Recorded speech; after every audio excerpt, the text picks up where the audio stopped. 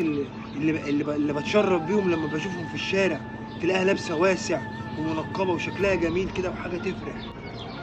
يا وائل، فرح سمير النهارده ما تنساش نروح له، ها؟ عشان ما يزعلش. فرح يا عم، انت في حكايه، انت في دماغ وانا في دماغي. في ايه بس؟ مالك؟ في انا ايه؟ في حاجه بس كنت عايز اقول لك عليها. في ايه خير؟ بنتي.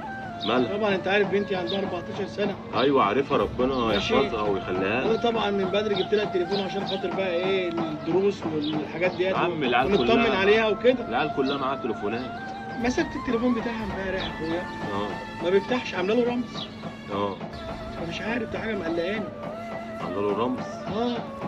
يعني انت ما بتعرفش تخش عليه؟ لا هفتحه ازاي؟ مش عارف افتحه. ما انت عايز تطمن عليه قصدك يعني. اه طبعا. اه بص يا اخويا وائل، الدنيا ما بقتش زي الاول. ايوه. ربنا يحفظ الجميع. تمام. تمام. انا سمعت موضوع كان على النت، اه. الشاب اللي هو قعد يتكلم بتاع 15 بنت. بجد؟ اه والله.